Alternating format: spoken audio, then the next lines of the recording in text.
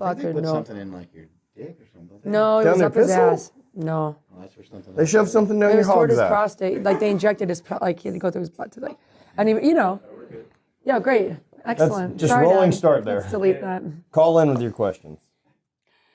So your dad's prostate? Let's talk more about your dad's It's honestly butt stuff. really common for men over 55. So if you're not getting your checkups, you got to go. Where are you from?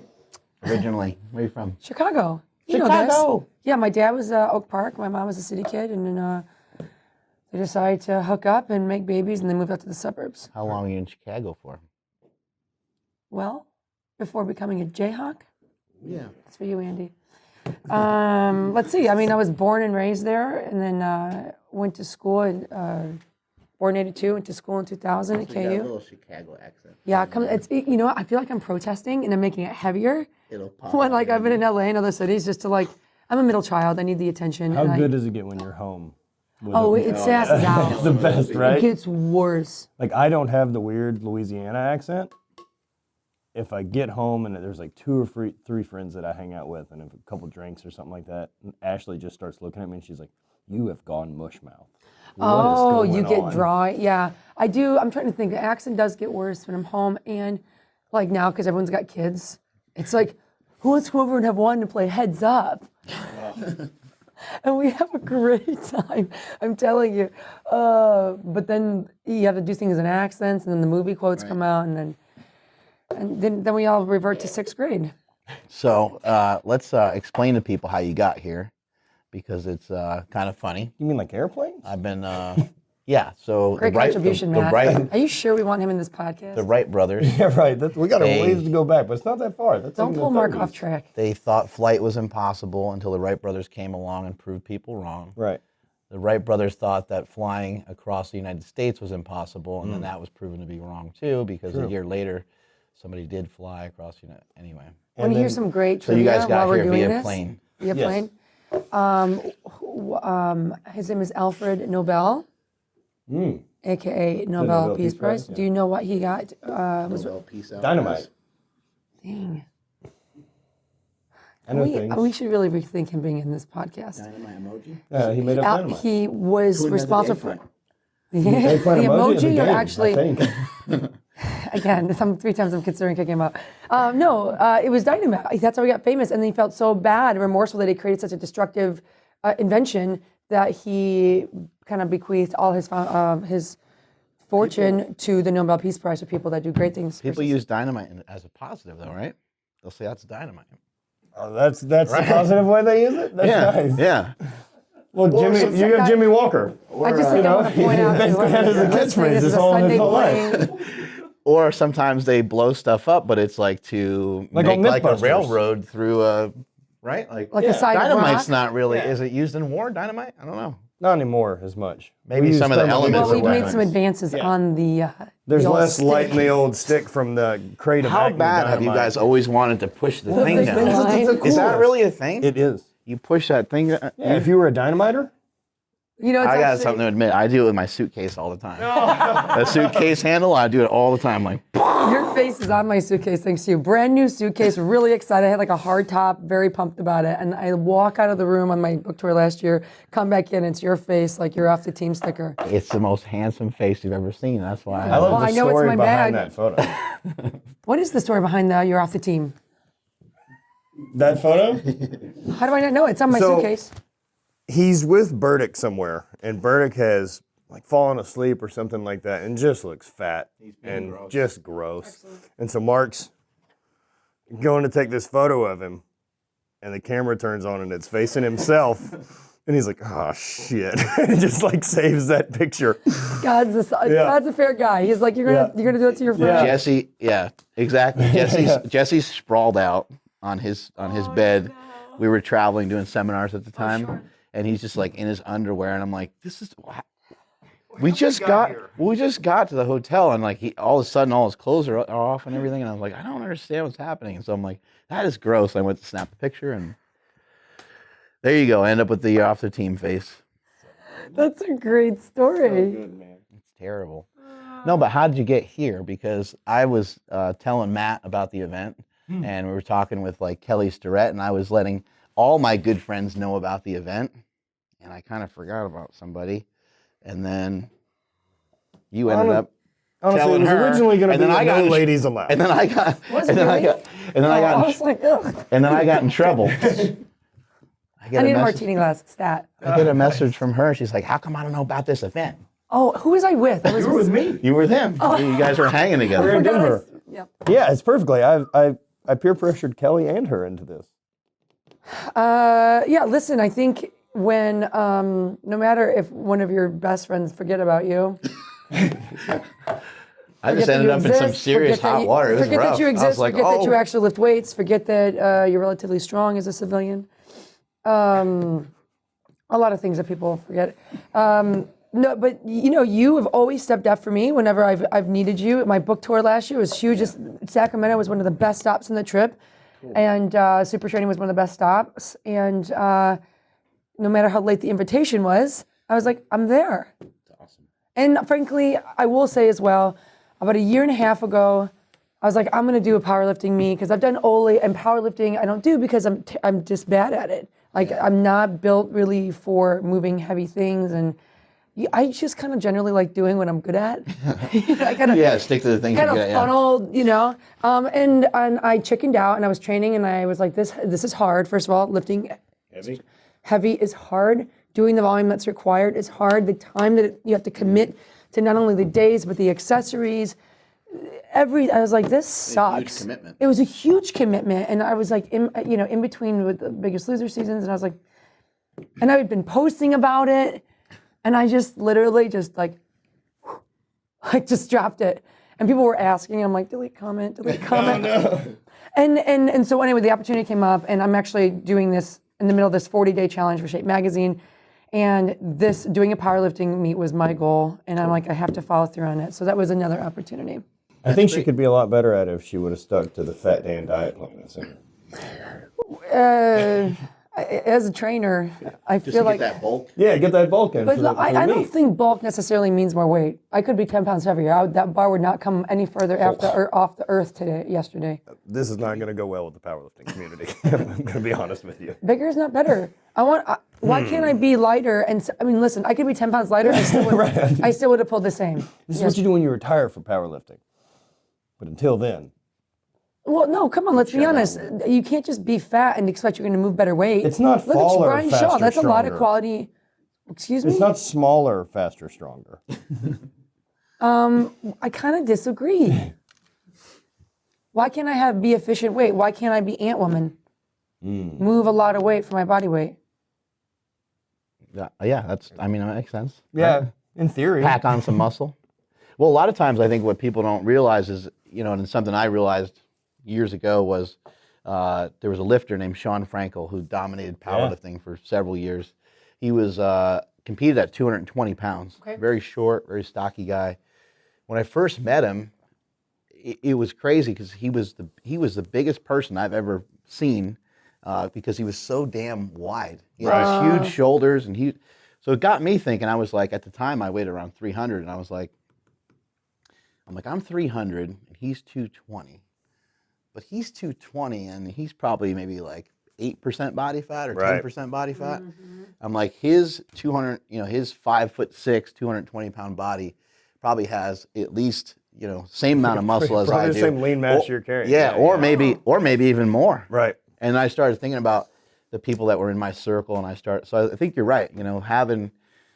Having body weight on, we know can help. You're going to throw but it your whole life. it's also a big difference too if you were competing in geared powerlifting versus Yeah, you raw. could have some extra chub on you. It's just different in the suit. It works different. But we've talked about, even yesterday we were talking about that, Matt. So obviously you went much further in your throwing career, but being a hammer thrower, what I would have given to be 5'8", I'm like, I would have been a national champion, which is really crazy to say, but at 5'6", I couldn't, and I could barely break 150 pounds.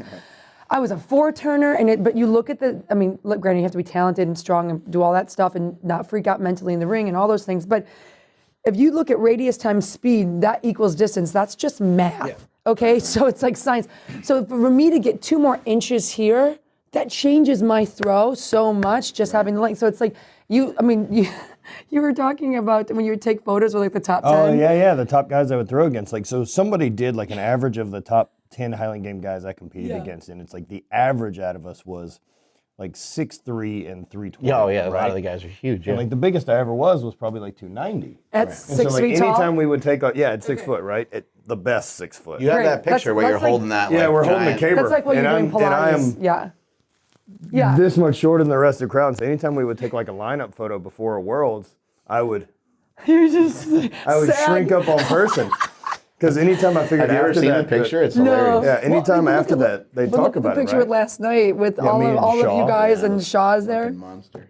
But like, you know what I mean? Like, imagine, but maybe that's why you got so good.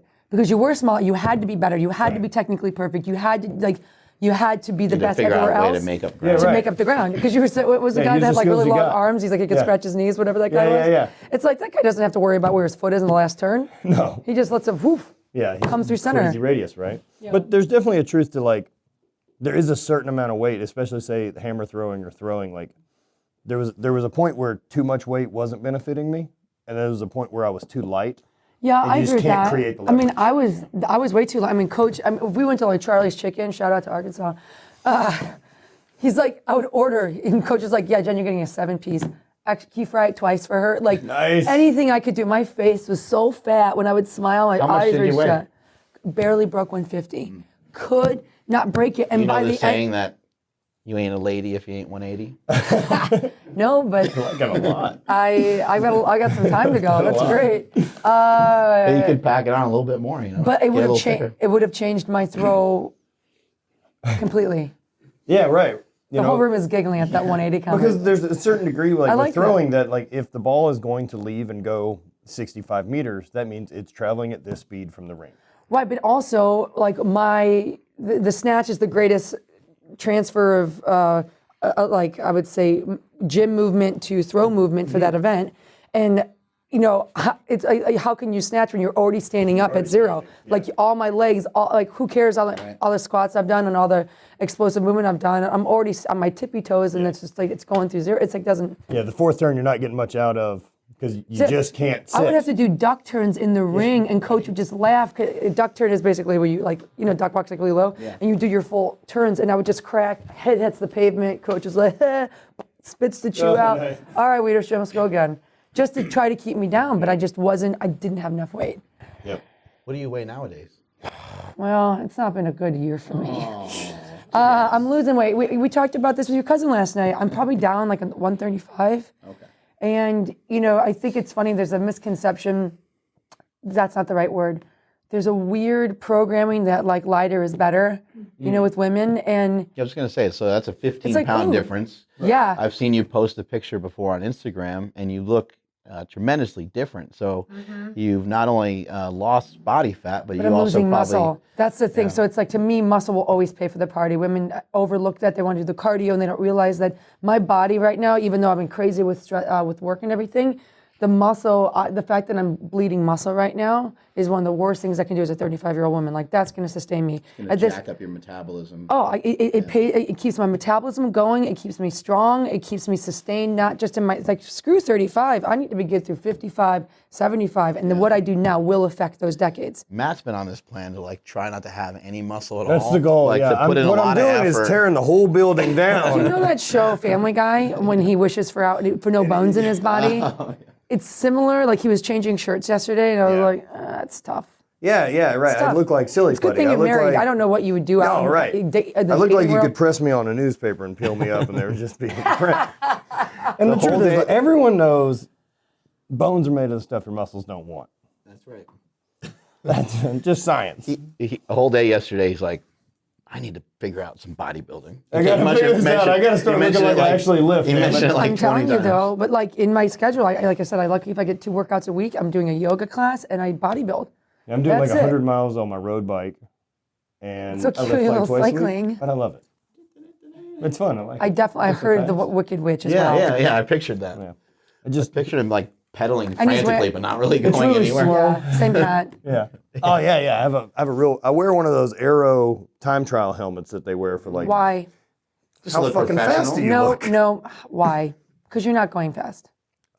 Incorrect. Are you clipping your feet into the thing? and 100%. everything? Why wouldn't you? Got the special shoes Yeah, and, of course. and the butt pad and the Yep. spandex and everything. 100% I do. Does it hurt your balls? To ride a bicycle? I don't know why you're asking me a question with a question you don't and just why the sit on them all laugh. Is this something that's loosey-goosey. going to come up on Dr. Oz when Isn't you're that on gonna- Dr. Oz this week? No, yeah, exactly. I Dr. will Oz, does ask it hurt Oz. your balls to ride a bike? I'm totally gonna. Well, actually, in the episode We have tomorrow, Matt Vincent here. He's a ball sitting specialist. We do spinning. Come on, you telling me you don't get off the? Isn't it a problem? So a lot of that I depends do on. spin So a class lot and of I feel that. sore. A lot of that depends on angle of the seat and how well I you're don't have actually balls. fit for your That was bike. confusing. So a lot of that is the professional fit of a bike. Like if you've actually got it set for the right height and things like that, and you actually have a He used seat to work in a that's bike comfortable. store. Yeah, I owned a bike shop, He owned it, yeah. and I so forgot about that. You owned it, yeah. yeah, and so God, you can get. what hasn't he done? Yeah, I Had know. a He's lot got of the weird Forrest jobs. Gump story. I basically Is just he get a job for 6 blindly? months. Is he just blindly stupid and just goes for stuff, does. or It's blindly stupid. You could just stop at that part. It doesn't need any other caveat. I could use a little blind courage. Just punch it in there. You know what I mean? Hit That's the a whiskey male. and just That's a fire very it in. masculine. Punching it. Or I don't know, pull it in. Whatever ladies do. I don't know. That feels awkward. I don't feel like that really sends me on my way. As I Pull it in. I don't like. I'm thinking about captions at Just suck it on Instagram, in. and I don't think I would write that to motivate someone. I don't. We're gonna work on it. Pull it in today, ladies. I'm Have the courage to pull it in. I'm a big idea guy. I'm not there to polish. Yeah, You can tune it up to make it wonderful. we're gonna work on that one. Yeah. We'll come back to you. But yeah, no, the cycling thing's fun. I've always just liked it. I like bikes. They're a really simple machine that accomplish stuff. And Okay, Mark, have you ever tried a distance kind of activity, or like I just get bored. Like that sounds like a nightmare to me. Yeah, no, I don't like any of that Like kind of sitting stuff. in bike, Like to and like then you're- run around a track four So times like, or something. like you and I are like on bikes, and obviously we're not side by side. So now I'm on this amazing bike ride with my friend Mark, and I can't even talk to him. oh, see, we chat. He's like, but, huh? Yeah, it's hard. Well, like I'm so. breathing. I know I'm breathing hard. I don't know. Yeah. So the group know. I'm riding with, right? Yeah. Like, so you'll ride with, say, like a group of 5, right? And so the group that I go ride with, I mean, you end up following each other and drafting, and then you're working as a group, Oh, you're first because you have the speed helmet. and I'm winning. So as we're riding like that, like you're drafting behind, and then you work to the front, and then move back to the back, and you pull and take turns. And then there's times where we're like, well, for the next 4 miles, we'll back off a little bit, and we chat for a while, and then work You're back. on some sort of 4 trail or miles? something? Like the thought of 4 miles would we'll be do like, like- in totality. No, we do like of what 30. we would do. But it takes How long? 90 minutes. Ugh, terrible. I would like to set my phone up and watch Dumb and Dumber. She's on TV and Well, I'm shit. not in a room. I'm just getting bored. It's outside. It's nice. You get air. Think about other We studies, can right? go- This was a Mark recent and I study can go that bring our came up. coffees outside and we get plenty of air. Recent study that came up I'm listening. was that if you can take like 30 minutes to a 45-minute walk, like in nature, like with trees and things around you, not in downtown. I understand what nature is. Yeah. Okay. That you'll actually reduce depression stuff or the depression how they- stuff. That's the how they say it. doctors- It's fucking early. What do you want me to do? It'll reduce feelings of depression by over 60%. Yeah, Does not work if you try to do it in a city. I agree. And so I like being out and doing that. And look, I spent 20 fucking years in the gym chasing a thing. Yeah. I want to be outside. I want to do something different that I'm bad at. Yeah, no, I mean, I get that. And I don't mind the challenge. I mean, listen, I just did a powerlifting meet, and I said it yesterday, if there's 100 pounds in the bar, you guys still would cheer just as loud. That's what I love about our family. But I just really get bored. I like knowing that I'm going to pick this up and put it down, and then I'm going to do 5 sets of it. You like the challenge of it. I do. I just need more. Well, And I just get bored. Yeah, I'm getting killed on the bike by the guys I go ride with. Is that you were winning? No, that's a lie. They're all like triathlete Just guys. wanna get it and they're out all- here The heavy guy in on that record. group. Like I end up talking shit to him because like the heavy guy in that group is probably $165. And so I'm essentially, anytime like they get the draft off of me, it's like they're behind a fucking semi truck. I'm like, you sons of bitches. Oh, so- because you just block everything. Yeah, It's they not can rib just like cage. It's float really his rib around and they cage. don't have to pedal. Do you usually wear a large t-shirts that are crop tops when you bike, like you did in the competition? He likes flowy I have a tops. very long tight torso, pants, Jim. flowy tops. I have a very long That's my torso. tops, yeah. That's what they say. I don't know what you'd like me So to that do. means yes. So, I don't know what you So yes, he's wearing a crop top. So they'll be like, so you back got to your all this balls. strength Yeah. and you're so fucking bad. Like, So what it doesn't you- bother your balls. No, not really. Back to the initial origin of what Back to, Yeah. it's an exercise situation. I've got sport cock. It just shrinks up. Yeah, it gets out of the fucking way. It knows that now is not the time. But I'm not talking about your penis. I'm barbell talking gave about your testicles. Yeah, well, I mean, they move too. Okay. Balls move a lot. Have you That's- ever, I didn't know that. if you were to Oh, if just they say, get hot, yeah, they'll be Yeah. bigger. Yeah, or they if get you were cold, just they're sit on a smaller. couch or something like that and not move, the balls will just move. No, they change. won't. Oh, yeah. Can I have a confirmation? If you go to get up into like a, well, not even that. Like I if you're wanna know just if sitting you're in a sitting on the chair, couch. they will just, your dick and balls will just move around. yeah, they'll just kind of shift. We're not getting confirmation. Maybe mine are awesome. I don't know. It's more I was like, how complicated. high are you when this is happening? Well, if you 6 out of 10, but that's not like, anyone if you else's go to business. swing your leg to like get into like a truck or like SUV or something, you kind of end up sitting on your balls. Yeah. And you got to kind of like wiggle So around. they're and you used gotta- to. They move around a lot. They take abuse. They're built for it. Okay, I'm learning a lot. Vaginas are built for abuse too. Most genitals are. This is taking a turn. Turn for the better. Yeah, of course. I can't tell yet. Let's keep Yeah. talking. How'd you feel lifting in the meet yesterday? Have you done a powerlifting meet before? So no, that was my first one, and I've done Oli meets. I think what I enjoyed was in Olympic lifting. There's got to be. I'm listening. There's some ugly Oli lifters out there, like as far as technique is concerned. Oh, I thought you just meant like, These are ugly ass. yes, like, yes, but I'm swipe thinking. left if I you think know there's what I mean. uglier people in powerlifting, but anyway. Yeah. I think there's ugly everywhere if you look for it. Let's talk about Okay? ugly people getting into sports. But you know, there's so much more precision, like catching a snag, that very violent physical movement and landing, and it's got to be there, and where your foot position is. This was just push up. You know, it's a push pull. Like when you said I didn't have to squat, I was like, I'm totally going. I think it's why everybody was so excited. No, it was exciting. Everyone's It was just "Fuck like, it was squats." just, you got to be emotional. You got to go for it.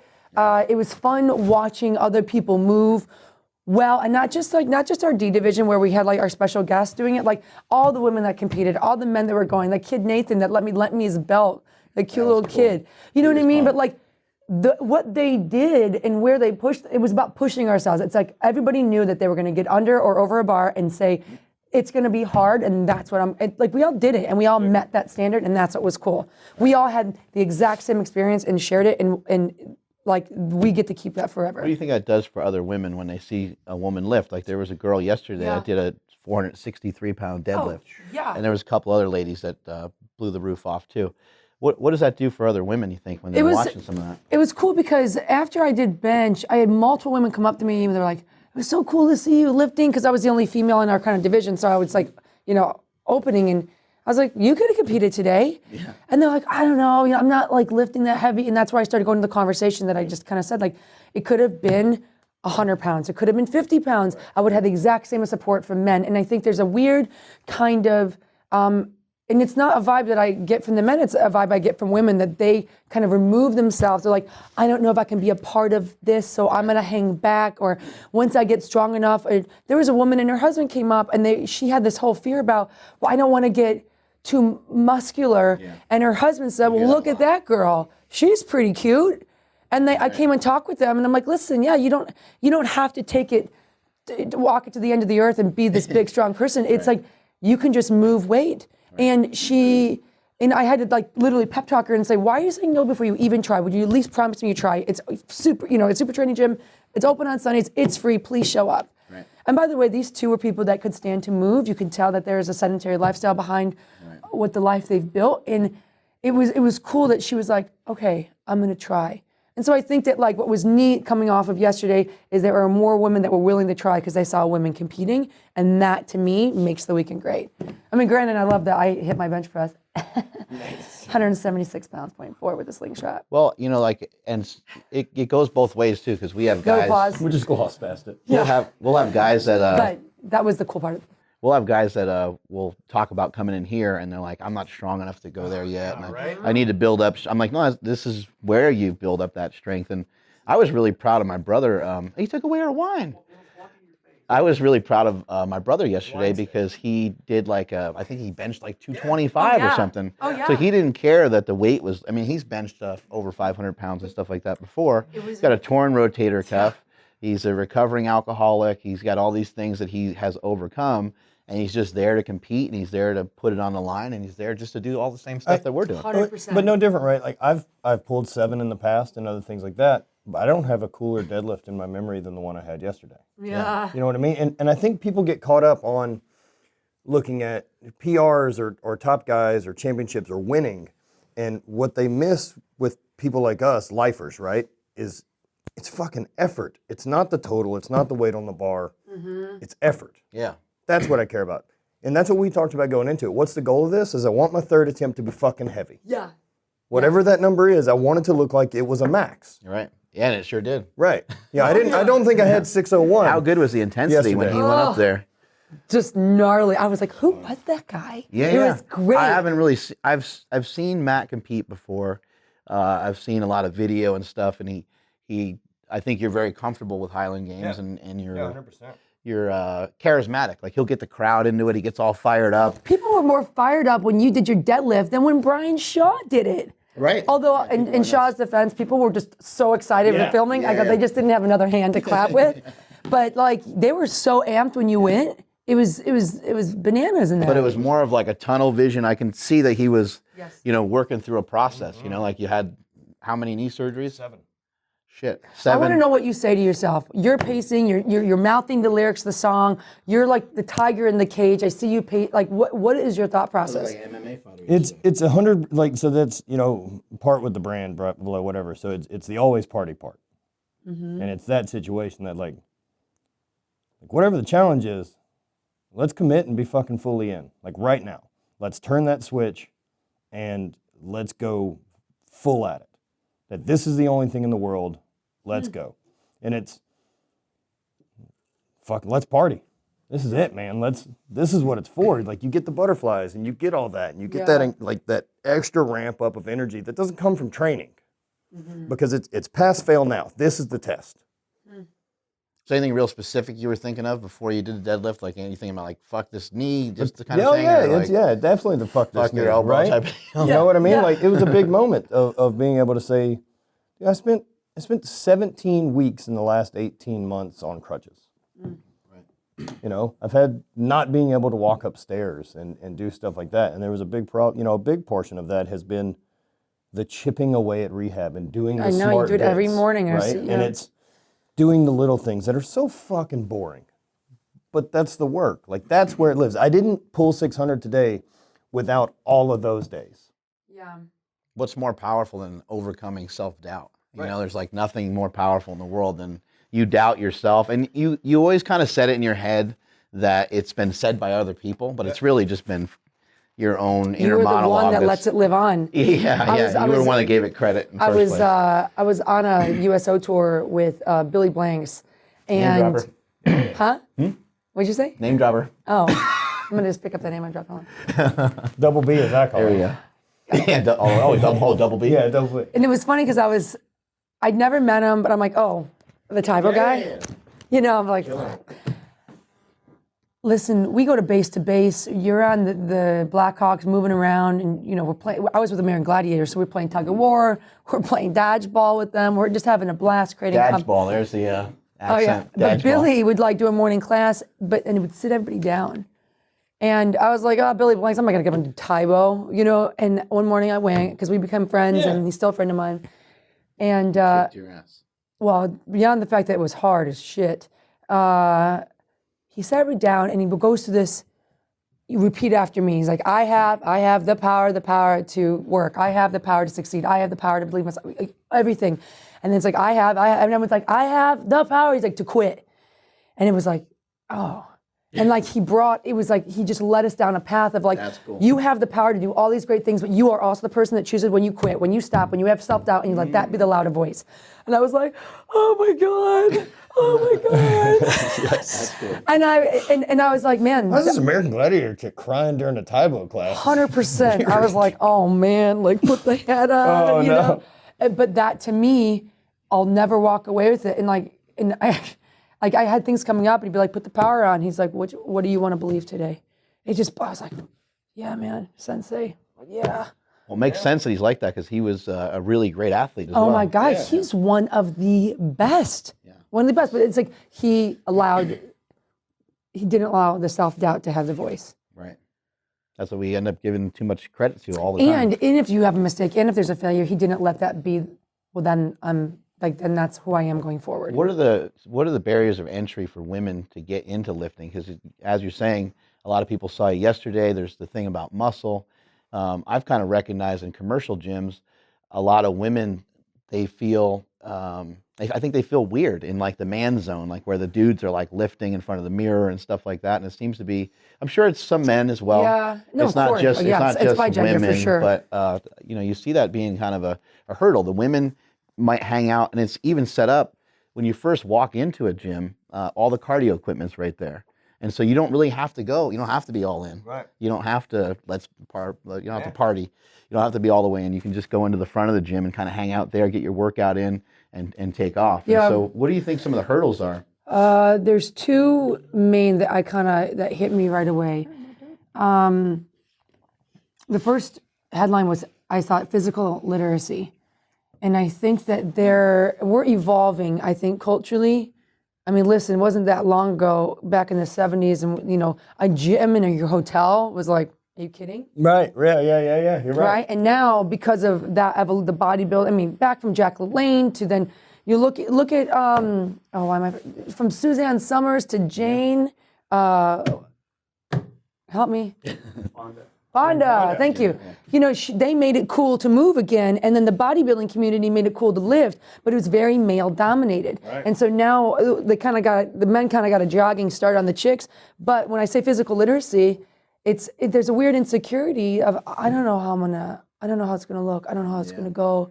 And that makes people uncomfortable. I'm like, I'm gonna. You look at the weights, you see people moving, they're moving so good. I don't want to look like an idiot.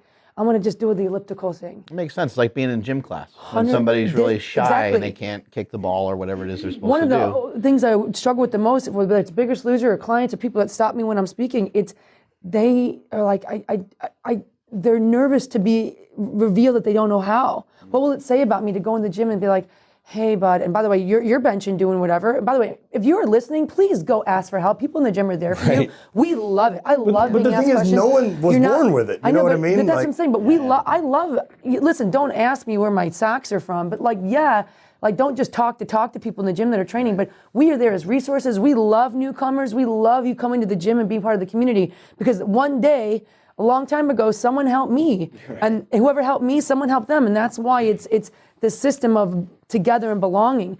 So it's that physical literacy. I think it's teaching people younger and sooner that how to move their bodies, how to feel comfortable, and then it's okay to ask for questions. I think too, it's like there is a separation with the male to female, and I don't know where the trend started, where it's like, Trend? The trend. Oh, what'd you say? Where the trend started? Oh, yeah. Oh. Sorry. I'm glad we cleared that up. But where it's like if men are lifting, that's their thing, and I have to be separate and kind of do something different. Right. Even at Summer Strong last year, it was a really amazing event because you've got all these men, and there's one main platform at headquarters there at Sorinex, and the men are going and building up, and it's funny that you guys it's like a lifting meet that like there's still only 400 pounds in the bar, so they don't need to jump yet because they're going to lift 6, 7, whatever it is. And but the platform was long enough. I was like, I'm going to throw a barbell down here, and I'm going to move with you guys. We're going to work in. And the girls were like, you can do that. You're allowed to, is that okay? I was like, yeah, what do you want to do? She's like, well, I'm only at like 45 pounds. I was like, let's do 45. Great. It's the effort. It's not do it. The number. Let's move. Let's work the technique. And of course, yes, you have to have gym etiquette, but it's almost somebody saying it's okay, you do belong, and showing that it's okay. It's like, it's access. I don't know. And I think that also men, I don't know, maybe women need to be asked. I don't know, because I think there's a lot of, intimidated to it. Speaking from my wife perspective, who's only kind of, has been with me for 11 years, and I've never not trained the whole time we've been together. And she's only got into lifting within the last year. Right. Right. And so she was intimidated, and part of her intimidation, right, was anytime she's ever been to the gym and didn't grow up as an athlete or doing any of these things, she's gone with me to things. And she's like, well, these are what people in the gym look like. And it's a you or a Brian or Kelly or any of these other people. And I'm like, no, they're normal people. Just come to a fucking CrossFit class with me. That's what the nail on the head is. She feels like it's got to be a certain way for her to join. These women are like, it's got to be X amount of weight for me to be on the platform with those guys.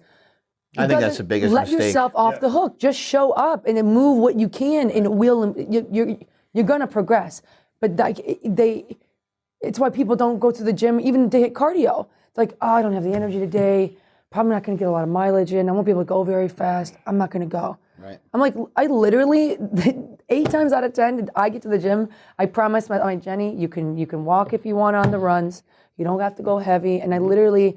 I let myself off the hook. I'm like, you don't have to, you could do the minimum. And I will promise you, as I have myself, I always end up transitioning heavier. Right. I always end up turning that walk into a job and do it. Of course, there's so many days too that I'm with you. Like, just doing the daily work, like going to the gym. And it's just like, man, just some days I'm stoked and I want to go lift, right? And there's other days that it's work and someone that loves it. And I've got a gym in my garage and all this type of stuff. Like I have as few excuses not to lift as anyone on earth. And there's days that some days I just have to say, it's like, just fucking get in there and get started. I agree. And the rest will sort itself out. If in 30 minutes you've been into it and you're still hating it, we'll call it a day. But that's the thing. So what's our solution, right? Because the 3 of us standing here are lifetime lifters. Right. We understand that we just got to get there and we'll start to go. That's not the big demographic. They don't have that confidence. They don't have evidence of that's going to happen because they haven't tried. I think education can help. Just making people understand that your workout doesn't have to look anything like some of the stuff that we're doing. Oh yeah. And your workout doesn't have to look like even remotely close to any physical exercise that you've ever done before. That's been really hard. Mm-hmm. So, somebody made the statement recently that. Your exercise should never need anything special at all, even in terms of your clothing. So they're just like, it's a mistake to think that I need to take all this stuff off and I need to put this specialty stuff on and then I need to go to a gym. It's like you just created a lot of barriers for yourself. Right. You can, what you're wearing right now, what we're all wearing right now, we can go outside and go for a walk. Even if we were in a suit, if you were in a dress, we could all still go for a walk. There's still... we can break down some of the barriers if we just try to simplify things a little bit and look at it for what it really is. We're either trying to build some muscle, which sometimes takes a little longer, and just you have to be in the gym for that. Mm-hmm. That's just, there's no real way around that. No.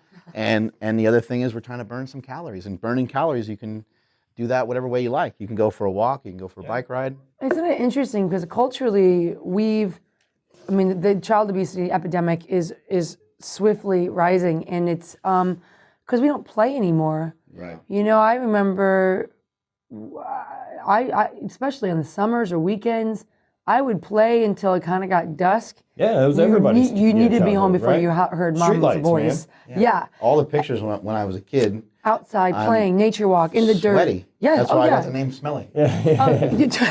Totally. But. And listen, I love technology. I love that we can connect through cell phones and other devices, and there's really great opportunities of communication. But we've replaced play with a lot of sedentary stuff. I mean, even at the gym yesterday at the complex, there are these young kids kind of like hanging and doing their parkour together. It was this really cool community. And then I looked down, and there were these 5 kids, all like 9 or 8 and under. Yeah, little kids. I saw that. You saw it? Okay, all like do. And I was like. Man, I remember as a kid, I would jump in and like forward roll or cartwheel. Also, with that said, I didn't have the option of an iPad when I was 8. Well, that's what I'm saying. Yeah, I think I would have not handled it well. But because we're playing a lot, we just need to create, I keep going back to physical literacy, we got to create opportunities to move and to play more. Yeah. Our society has definitely lost some of the physical culture that we've and had jobs from are less physical too. I think play is a good word. Like maybe people should look at their exercise as just that. Oh, totally. It might be a little easier because then it's like I did some jiu-jitsu, and I think you did as well. Yeah, I've recently started. With Kyle Kingsbury. He's a fucking black belt in jiu-jitsu. A 10-year black belt. Yeah. And he's highly decorated. He's a former UFC fighter and everything. I don't know how to do any of that. It's fucking embarrassing. It's like demoralizing. Like I have terrible mobility, but he's You're rolling like He didn't make grunting. fun of me one time. I mean, afterwards, you know, we Yeah, talk of course, just yeah. guys You gotta stuff. shoot the talk shit, some- yeah, of course. Talk some trash, right? But while we're doing it, he's just literally walking me through it. And I think the block that we have in our head is that, oh my God, like if I work out with Jen, she's gonna tease me because I can't do this exercise Or how many times I'll get like, oh, I can't work. Like, I just lift so much less than you. I'm like, well, the fucking weights come off the bar, man. Yeah. It's crazy, right? We could just swap it out. But it goes deeper. It's I mean, the psyche. it Of does. course. Like what people don't want to embarrass themselves, and I don't know where it was assigned embarrassing to learn.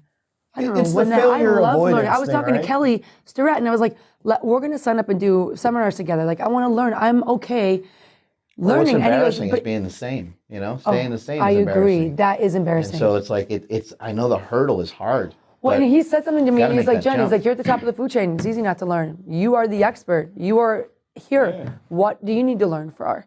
You know, and most people have this feeling like, for me to admit that I don't know, like I don't know the proper setup for a deadlift, or I don't know the proper mobility stretch for my scap, then I'm revealing that I'm not the expert. It's like, no, I want to keep expanding and learning and growing, because if I think I have all the answers, I am going to be a poor representation of coach for you. That's the biggest problem. Like with you're not someone going to get what who you need. Thinks they know everything is that they don't learn anymore. And you can that's always point them out because they're really terrifying, right. insecure. And those are the That's same people full that shit. won't credit people with stuff too. 100%. And it's like, how does it hurt me to say I learned that from Matt Vincent? And I think it actually helps me. Agreed. It's like, oh shit, now these guys are all in this like powerful network, and they're sharing information with each other all the time. I've paid for very few, if none, like seminars or any of this in my entire course of powerlifting, this and that. And it's all been getting to spend one-on-one time with a guy like you or Jim Windler or being in Gary Frank's gym or yeah, you know what I mean? Like it was traveling to go learn from people one-on-one before the rest of this had taken off. And that's what I wanted to do. I was like, man, I don't want to just read about it. I'll go get in front of this person and experience it. Yeah. And I think people do get caught up in its failure avoidance. That, well, you know those people that are like, you know, I didn't do great, but I mean, like, I didn't even train for it. Like, fuck you, man. Commit. Like, it's okay to put it on the line. It's Yeah, okay but Matt, to. if I fully tried, then I could actually fail, and that is Well, what's something wrong that people. with failing? Failure because is such a good teacher people- that success isn't. But you have years of evidence of that. They don't. Right. But that's why we share it, right? Because that's who you should be listening to, is the people with years of evidence. You know, guys like us or you know, people that are lifers saying, the best thing I ever did was when I was 13, I grabbed a barbell. That's the greatest thing I've ever done in my life. Everything else that has been great and strong for me has stemmed from that. Right, but for you, it's a barbell. For Chris Cornell, maybe it was the guitar. Right, sure, of course. Right, you know what I mean? Or Prince, who couldn't get the chord, and working, just like the thousands and probably now millions of reps we've all had with some sort of bar. It is, you've got to find that conduit. So listen, I like movement because this just happens to be the vehicle I use to help people understand that growth. And you teach them that they can move the inch. They say, well, I moved an inch, maybe I can do. Yeah, how about I do too? Maybe. Let's just play with the idea. Right. Marinate. But that's the thing, and I think that there's a greater question. I mean, we're all in the wellness fitness background, but like the greater question is, why aren't people taking that step to try, to risk? Yeah, how do we get them to do it? Yeah. When I was coaching high school football, there was a lot of kids that were really apprehensive about, like, you know, jumping in on certain lifts and stuff, and they would try to hide. And at first, I had things set up as like 40 kids. It's in a very small room. The room's probably not much bigger than this room. So it was really insanely packed, you know? Yeah. And so what I was thinking was, okay, I'm going to get about half the group outside. They're going to do the sled, and they'll do drills, and they'll do stuff like that. I'll have the other half in here. And I had it all mapped out in my head. It was going to like work out perfectly. But what happened was most of the kids, anytime that they weren't in my eyesight or in the eyesight of some of the captains of the team and stuff, they would just kind of dick around, and they weren't getting involved, and they weren't doing some of the exercises. And so I got everybody together, and I said, hey, you know what?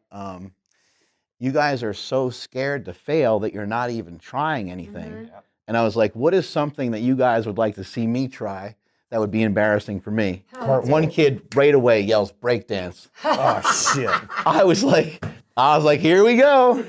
So I did the worst version of breakdancing that anyone has ever done in the history of the world. It's a world record, I think. Yeah. But the entire class laughed and everybody laughed, and I was like, I just, it was. I'm still alive. And I'm not that outgoing in that way. Yeah, I'm still alive. Yeah, I'm fine. Nothing fucking happened, right? But okay, so look at where that source, because I don't remember being that bad as a kid. Like, I just feel like you've got to look at now, and people keep saying this idea of perfection. It's not about perfection, it's about comparison. And somehow, through now social media, it's comparing whether it's a bench, whether I've got to go through the filter to make my biceps as big as Mark's, whatever it is. Or my butt. No, I get plenty there. But it becomes this weird, and we're off. Now we're just pondering. Right. The peach. Understandably. Yeah, the peach. We could do this whole rest of the podcast in emoji. But Emoji talk. it is a comparison game, and I think that we've really taken a lot of steps back through that. Yeah, it's that something I'd seen recently was that, comparison's the enemy of happiness. Yeah. Because, if you can just kind of stay focused on you and your progress, because not everyone's going to be a world champion, not everyone's going to be very lean, not everyone's going to be this, but you can always make progress. But that's how it was before, but now it's in my face. I pictured what you just said being a meme at a urinal. Like in the actual urinal? Two guys at a urinal checking each other out. Looking at their hogs. What did you just say? Peter Hawking. Comparison. What is The it? enemy of happiness. The enemy of happiness. There you go. That's a good meme. Yeah. Nice visual. Yeah. But isn't it? It'd be put like Smokey standing next to Brian Shaw. That's right. Yeah, That's perfect. exactly what I'm talking about. I can't wait. You just have to assume they got walking around she's with like a hammer, right? Oh, yeah. I Has mean, to be. yeah. Otherwise, it wouldn't make any sense. Yeah, even if it's just proportionate. Yeah. foot and a half. Most are. Yeah, it just weighs. Oh, it's like a baby arm. Yeah. I haven't. I don't really- want to talk. Poor Brian. I'm not talking about your But it's hog. unit Yeah, it's gear. gear. Anyway, you've been in this industry for a long time, and as Mr. Kelly Starrett put it, you're at the top of the food chain. You've told us before on our podcast how you've gotten there, and told us some of the story of Biggest Loser and some of that stuff. What are some of the things you're doing right now? I know that you said you have a thing with Dr. Oz coming up. Is that? It's actually tomorrow. So by the time this airs, it'll be Oh my God! yeah. Tomorrow? Yeah. I go Dr. Oz tomorrow, and then live with Kelly and Ryan on Tuesday. What is some of this stuff about? What you doing? It's just me being awesome. Nice. Hell no, yeah. That's That's why I get invited to Here's the stuff. fun part. You go through this industry, I and try to be awesome, and I haven't heard anything from Dr. Oz. he Maybe. hasn't called. Maybe check your spam. Yeah. Spam full. It goes Probably in in the there a lot. voicemail or something. Yeah. Yeah. I'll look later. It's Wizard of Oz. He might have typed the number in wrong when he texted you. I'm sure. I'll check No, it. but it's fine because listen, at the end of the day, we're building relationships just like we're all here today. And I think the people at the top of the food chain, in my mind, we get that contribution is the way forward, not competition. And so, I mean, Write that down. That was good. yeah. I would like that. Could that be a meme as well with men in a urinal? We'll work on that one. So I get to go and I get to teach really cool fitness stuff. I mean, obviously my book, Diet Right for Your Personality Type, that's a topic we get to talk about. And I think that there's this way forward of looking at the individual as an asset versus they feel like they're a burden or the problem. And these amazing people apparently trust me to lead their audience to a better you. That's awesome. So Yeah. Here's a question for you, Jen. So with where you're at and everything, do you feel you're at the top of the food chain? Absolutely not. Of course not. No way. It's a funny thing because, you think pinnacle, I mean, it's like if I could just get to that place and it's like I'm there and I think, it's like order. I don't know. It's like you spent all this time like climbing this mountain, and you get up there and you're like, oh my God, there's another mountain over there. It's way taller. Well, or the mountain's not what I thought it would be. Like, listen, TV is really cool, but there's so much more I want to be able to do, and now people aren't even watching that much TV anymore. Right. And so my goal is now, okay, how do I do what I love doing and that I'm specifically great at and get that out to more people? Because ultimately, certain endorsement deals I've had or even The Biggest Loser, it's very limiting in my reach, although it seems counterintuitive. It's like, oh, how many million a week would turn into Loser? But out of hours and hours of filming every week, I've got a 42-minute episode when you take out commercials. and I've got like a clap and a tear down my face at the weigh-in. I'm like, God, you really should have seen the 3-minute conversation I had with my contestant, because that was life-changing and that was fucking powerful. And it doesn't show because we got 42 minutes. So tremendously time consuming, Oh and, my and you don't God, have yeah. time for yourself. listen, like, You don't money's have great, time and to it's great to figure be out- like, hey, NBC, I'm on the show, but like, what am I really doing? Am I really making impact? Is there change? Yes. I had a kid yesterday, said I used to be 400 pounds, and I watched her on the show, and it got me started. That was like, oh, thank God, because man, I'm like, I really work hard there, and I don't think I'm making a dent in anybody. So the goal now, the way forward is like, listen, TV is cool. That's always going to be a great opportunity, but it's looking at other conduits of communication that I can do to help people. So it's great to be on the advisory board for Shape Magazine. I write a column every month. I host their Shape Half Marathon. These are really fun things, right?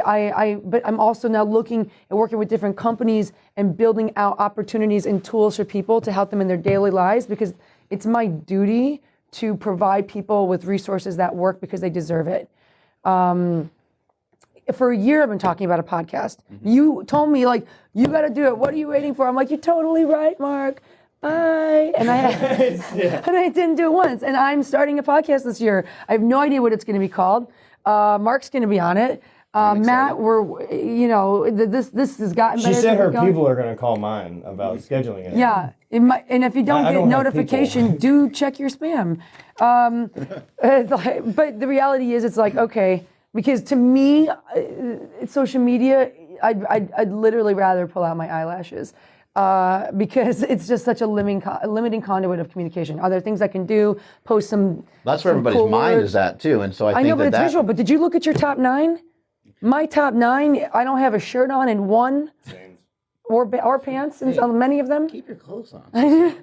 Yeah, but those are the only 9 all Look at year them out of likes, though, 365 dog. days. Those are the likes. And I go, and there was a few transformative from my before and after picture, because I'd never put that up before. And I was kind of like, this blows. Yeah. That's not what I want. Did you even fucking read what I wrote? Right. Because and like Matt, we were driving here from the airport. He was like, I made my own top 9. I know what they say my top 9 is likes, and he picked out the top 9 moments of his life that he was most proud of that he posted, and it like bothered me. It almost made me want to boycott Instagram. How do you get past some of that? Because I don't know. you are attractive, you have a good body, and so like, how do you get? I mean, and you do want to show people, because you want to show people like I'm living. Like, this is my life. And this is not a is dig, how I'm- because I know you know Brooke Ents, and you both have been spoken very highly of her. Yeah, I can She-Hulk in a fucking, give me 2 weeks.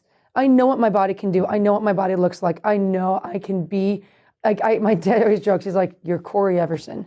If anybody knows old school bodybuilding, absolutely. she is it. Like, step aside Lena Murray, Corey Everson was the most beautiful, sexy, strong, built woman, like the muscle bellies on that chick. And that's what I fucking look like. I am so lucky. Thank you, Mom and Dad. Right. Like, I won the genetic lottery. Okay, and so I realize your brother did. Yeah. Son of a bitch. At least he knows, though. That's the positive. I know what my body can do, but like, if I use that, and by the way, it's not for you. It's not for the guys that are girl. I mean, listen, there are some aspirational people that would look at that, but to me, if I share that and give that over to everybody, what do I have for myself? What am I trading to feel valued, right? And then what do I say for the man that's in my life? If you've already got it all. Right. Like, listen, I posted a picture of my ass on my birthday because I was like, I'm 35 and I look great. And that was my moment to do it. But like, and that was for me. But like, if you take that turn, you'll never come back from it. And forget like social media, you'll never come back up here. And I'm not willing to trade this. I look at social media with kind of how it fucks people up and this and that, and I try to think about it, that or the cell phone or the technology that we've got, as kind of old custom auto thing where he's talking about, the hero and the coward both experience fire the same way. And that's what this is, right? That this thing can either be a thing that fucking burns your house down or builds your business all through your cell phone. It's the same fucking tool. Yeah. And it's going to be how you decide to interact with it and what you want to get out of it. I agree. And if 100%. everything you want to get out of it is validation, then you're fucking using it wrong, and then you're not going to find But it. I'm using it the right way, and it's still hard not to feel that way. Mark literally pep talked me yesterday. I started crying. You're like, worry about the outgoing message. Outbound. Outbound. Worry about, not worry. let that be the focus. Yes, guys, I read your comments, I go through them, I try to respond, to put out a note and not. You can do a decent amount of that stuff. It's looking at too much of other people's stuff. I agree. Is where we really run into problems. And how many of us, I'm guilty, how many of us have seen a rude comment and then you check out the person's. Oh, it's the worst. Yeah. It's like what? It's like what the? Why am I even? Right. Why have I wasted 30 seconds You're like, of breath how on did I this? get in this situation? Like, am I that fragile of a person? Yeah, we are, and we should be. I think that's a beautiful thing, to be vulnerable, to be open, to say, yeah, ow, that fucking hurt. Don't say that I look ugly. Don't say I look like a dude. Don't say I take steroids. Don't say I fucking edit my pictures. That bothers me. But here's the thing, that's true. I also know the difference. Jen. I've seen it. Jen. Oh my God. She had a You've been on bucket it of them in the truck, dude. Yeah. Stop. It's a bucket. We That's saw how you take 'em. lift. We Yeah. saw you lift yesterday. You're clearly. She had a bucket of them in the back. The power of slingshot. She just pushed her hands in it and No, but I know I struggle there less than I do with comparison. Yeah. Because I can tell you what, a lot of these thriving, I would say, quotation finger, thriving accounts, I know these women, and I'm like, Yeah, it's you gotta- don't know A, what you're talking about. gotta drive B, you crazy, right? you're not collaborative. You're rude to people. You literally just show your tits, and I don't agree. I think you're representing our community poorly, and yet you're getting rewarded for it. And unfortunately, it's going to separate us as women, because now I feel less than you because you're getting more likes, but you actually feel less than me, and that's why you're being uncomfortable with me. despite Because you that know you you need feel to show this your way- tits to get the likes. despite the youth of this, would you ever negative comment on someone's shit? Never once. Right? No. I heard If someone, I have something to say, yeah. I will say it Yeah, to you. and I heard someone say this. Find me a negative book review from someone who's ever written a book. Because you know the fucking work it takes, right? Yeah. And I think that's the truth, right? Like, I think there's there's nobody who's a professional who's put in the work and knows what the work takes in any field that's a true professional who will shit on the work of someone else. Yeah. And it sucks that we're wired to see the negative, and that's the one that reads that out of 100 comments. But dude, it sucks. It sucks, but it's the That's truth. just- And at that's some just point, you behavior just got to be 101. able to say, fuck them. Yeah. They don't have to like what I do. That's I've been in a bunch of different spots with it all. Right now I'm in a spot where if I feel somebody says something that's wrong, I will still go in and correct them. I understand that it probably doesn't do anything, but I'm also thinking about some of the other people that are reading through some of this stuff. So if somebody says, hey, you're full of shit, you're on steroids, I'll be like, yeah, I've talked about that before. I'm in a film where I openly talk about it. Or if they just say something that I feel is like way off base. They might say, why are you demonizing carbohydrates or something? Then I'll go in and say, I've never said that they're bad. Yeah. This is a diet that I chose. I chose to go this route because I personally have a really hard time controlling the amount of carb. Like, it's like a free-for-all for me. I'm like, it's on, and I'll eat all those peanut butter cups. Yeah. That wonderful peanut butter cup gift you gave me. And so I just try to go in and occasionally correct people. But when it comes to comparison, it can be so dangerous because I think we have a tendency to not think about all the awesome shit that we have and all the great things that are going on. Like, it's not enough to be a host on Biggest Loser. It's not enough to be part of Shape Magazine. It's not enough to do these certain things. And we never stop and think, fuck, like what we're doing is really great. How do we make that more optimal? How do we how do we just sit down and how do we figure out how to just make this better rather than looking outside of what we're doing? Well, and it's funny too, the perception that we assign becomes our reality. Yeah. And I was hosting this great event in New York. It's called Strong New York, and we did one for women and one for men, and proceeds go to the Movember Foundation, obviously, for the men, and breast cancer research for women. But I hosted this event, and Christmas Abbott came through as one of our lead speakers, and I was interviewing her in the beginning, and she's someone that I'm like, God, she's got a formula, man. Like, what am I missing? How am I not getting it? Do I need to get a tattoo? Should I take some sexy photos with some flames and shit? Do I go back on reality TV? Why? Because she's this like really special woman, and I'm like, and I'm comparing myself. I'm like, what am I missing? How am I not getting it? Man, do I need to, and I'm looking and rearranging all my stuff, and I'm like, well, what's a woman you look up to? And she's like, oh, it's you. And she started to break down why she looked up to me, and I was like, well, I feel like a big dummy. right. Yeah. Because I am someone that deserves to be looked up to, as does she.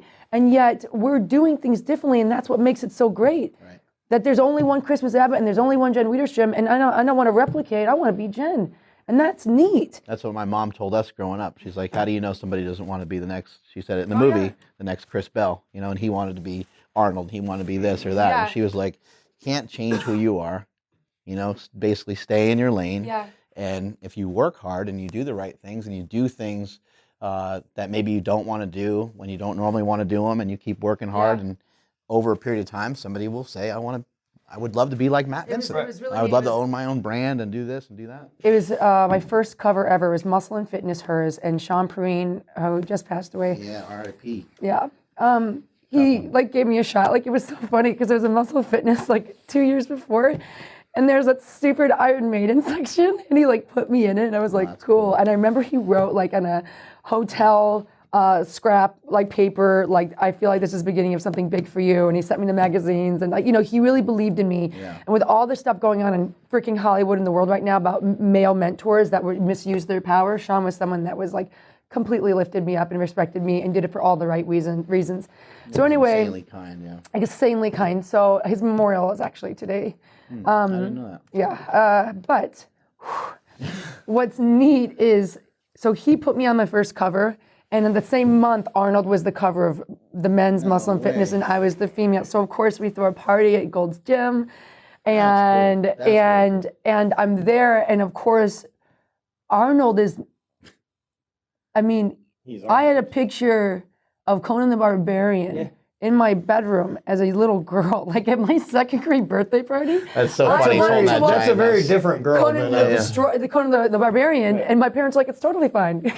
I had And then My there's, Little like, Pony He's posters. hacking the snake at the orgy. My parents were like the girls were like, oh my god, and I'm crying because they turned it off. I mean, like, Arnold was a big part of my life, because, and this is the story I told, because at the end of our event where we celebrated what we were doing, I introduced Arnold, and I literally that day I had gotten a call from my father, because he's a personal trainer, and it was funny because he was like, my client's little girl are doing Jen Widerstrom Biggest Loser workouts at recess. She's like putting kids at her elementary school through workouts. And because she looked up to me and she was 8 years old and saw me and did that. And then I'm looking at Arnold and I start to cry. And I'm like, and when this woman was 8 years old, I had your photo. I'm like, it was Conan, and everyone's like laughing. I'm like, up on my wall, because he had a long, funny last name like me. He had muscles and I did, and it was cool. And nobody I knew had muscles. Right. And he talked funny, and I went to speech class because I couldn't say my R's. And he made me feel like normal. And I was like, I remember being like, everyone wanted to be like a nurse, or I'm gonna be like the astronaut. I'm like, I'm gonna be Miss Olympia 8 times and beat Arnold. Granted, that has not come to pass yet. Still working on it. Still working on that one. But he, by being him, allowed me a star, and that star allowed me to be someone for that 8-year-old. And it's like, that is exactly what your mom said to you boys. And it's like, I live it, and it's funny. It's conversations like this you need to be reminded too. So thank you for saying that, because I forgot about that story. That's a great story. Yeah. You know, I think about your path, Jen, and I think about like what a unique it is, you know, that people look at this idea, and you and I have talked about it a lot over the last couple of days, this people thinking that there's a finish line that they're trying to reach. And if I can just get this, it all sorts itself out. If I can just do this, it'll all sort itself out. And I think about yours, that like, how many people would have fought for it. I got signed as American Gladiator, right? I got a TV show, we're fucking here, then it's off the air. Yeah. But you don't stop. And then I did this, and I'm on Biggest Loser. Mm-hmm. And then none of these things were the defining Jen Widerstrom thing. These are all things on the path of the whole that makes you. Yeah. None of these were the things that you're like, well, I'm done now. This is it. We fucking made it. Yeah, I was talking to you yesterday, and I was saying like how many things I've tried. People would be like really shocked at how many emails and how many phone calls that I have. No one's returning them. Yep. No one gave a shit, you know. And I went through so much of that where I started to kind of believe like, oh, maybe I just can't figure this out. Like maybe my maybe having a magazine, in a time when the economy is really shitty and print is going out of style. Maybe that is a bad idea. Maybe this stretchy thing that goes over your chest is a shitty idea because 3 companies have told me. But over a period of time, and I've been really fortunate, I share this with everybody, I have awesome parents, and I got awesome people around me, and friends like you guys and stuff like that as well. But I have a really good network of people that provide me with enough love that I can be strong enough to still know that that's wrong. Like I can still recognize that I have qualities in me that are good enough for me to act upon some of those things. And if it wasn't for the opportunities that were provided by my parents, I would not be in any of the positions that I'm in today. But it took that resistance, just like the same resistance we get in the gym. Resistance over time, set after set, rep after rep, and you look down and you the find lessons you got that some come arms, from the right? gym too, right? It's the lessons that come from that gym, I think, that teach us that you still have to do the work. You can't phone it in. Like you can't, there's nobody who gets to be fit or strong without it. Right. Like I don't care how rich you are, who your parents were, where you started, you can't outsource strong or fit or healthy. It all has to be you. And it doesn't matter what your life position is. And so those are the lessons that you get to take from the gym that matter more of the, I know how to, when things plateau. I know how when I'm hurt, how do we rebuild? How do we get back up after we've fallen? And it's not just hanging it up or this was too much. Right.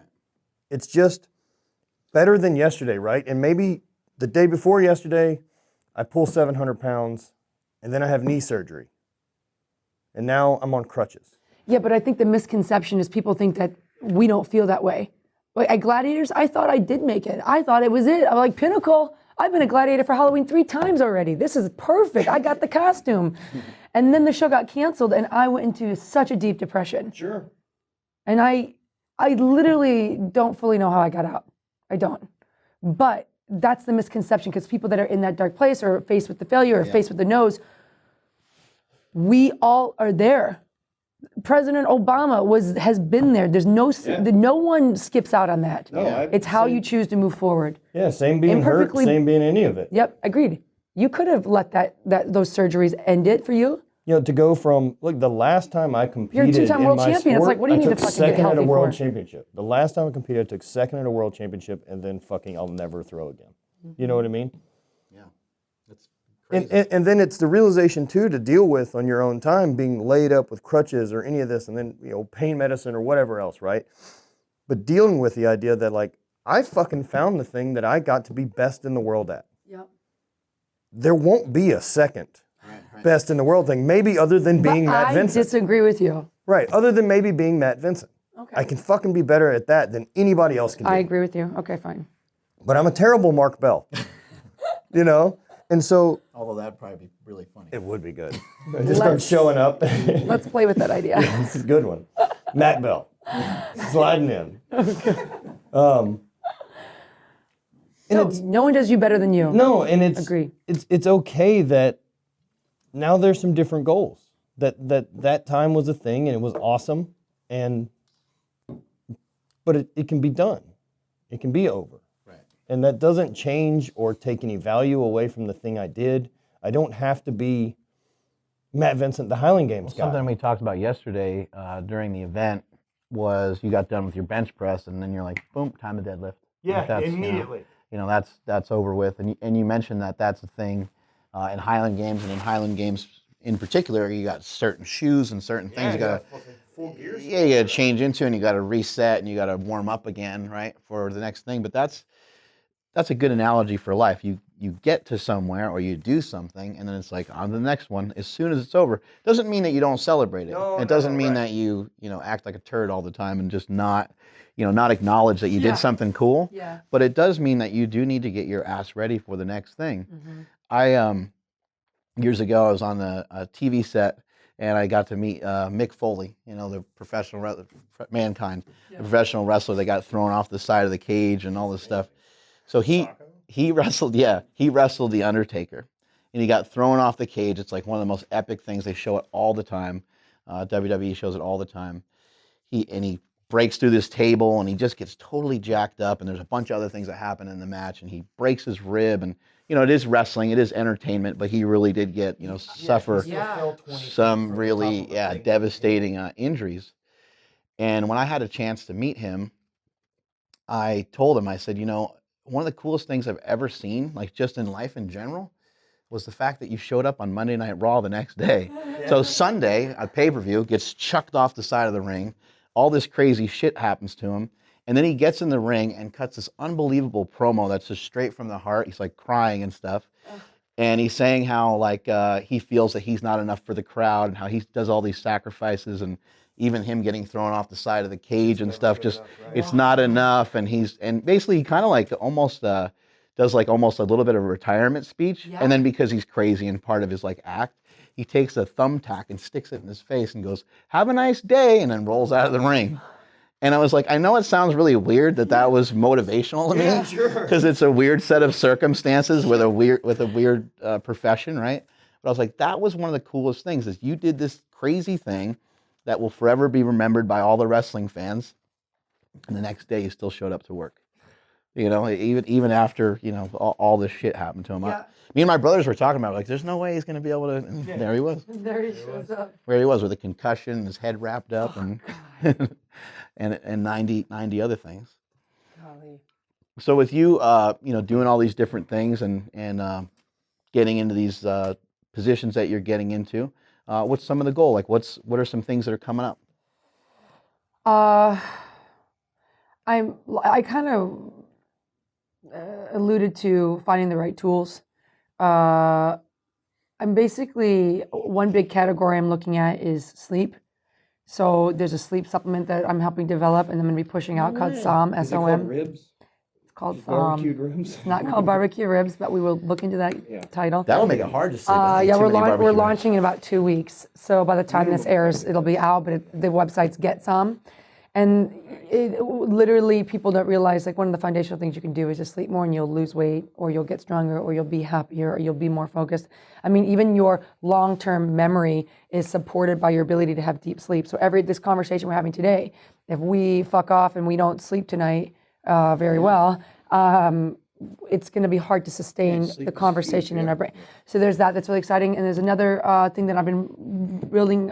It's a lot of work, but most good things are. So if you look at everybody's online programming, like, hey, fit programs by Matt Vincent, or like the Kara Styles, all this stuff. I'm really not interested in helping people that are already moving. I can be a resource. I'm a great coach. I'm going to help you go. But I'm more interested about the millions of people that are desperate to get moving and don't know how to start. And I'm working with a company that we're going to be launching, where like you go to your doctor and you get prescription for whatever medicine you need for your high blood pressure or whatever's going on. Testosterone, hey, it's real. And they'll also get a prescription for Jen Widerstrom, and there's going to be online coaching that is free for them through their doctor's office. And then we're going to build all that. There'll be a whole supplement line that goes with that, so the people get me as a coach on their computer, in their hand, of me helping them to get started moving. So it's not about like, let's bench press, let's do, medicine ball throw. It's like literally, let's teach people to get moving and healthier. I mean, listen, Biggest Loser, the first 3 weeks, people are all off their medicine after just 3 weeks of a little bit better food and a little bit better movement. We're a lot, actually, in Biggest Loser, because that's what we do there. And that's really exciting. And then I'm also coming out with my own ring line called Karma Rings. No way. Yeah, so it's like the really safe. You have to switch. Listen, and to me, listen, I'm single, I'm not married, and this is not just for wedding bands, it's for people that are showing progress. There's going to be a system of progression with them, kind of like your karate belts and taekwondo. Yeah, so it's going to create a deeper community, and so those are the biggest three. 300-pound deadlift ring or something. Exactly. Like to honor, and honestly, we just, to form habits, we need reminders. And like, if you have something on your ring to remind you something, that's important. And then I have a couple other projects that are going, but I'm really excited, really focusing on youth health. So I'm excited that you're talking about this stuff, because this is stuff we talked about on the phone. I know. I don't even know how long it's coming ago. together. But yeah, it does take a lot of time. and it's got to be right, and you can't rush it. I mean, and frankly, another big project, I just signed on as the face of all of Shape Activewear. So Shape Magazine's been a great partnership of mine, and now to be the face of the activewear that's inclusive, I don't think a lot of people realize that you can't just take the size small and make it bigger. You have to create plus sizes that are specifically designed and patterned for women that have any size. So it's a very inclusive brand. So it's like a size 0 to size 22 or 24. And not like your husband's t-shirt, you know, it's to find where a woman is on her fitness journey, wherever that is, and navigate that with her, with my coaching and support and community. And as obviously she downsizes, we've got other gear for her there. And so that's really important to me too. So that's Shape Activewear.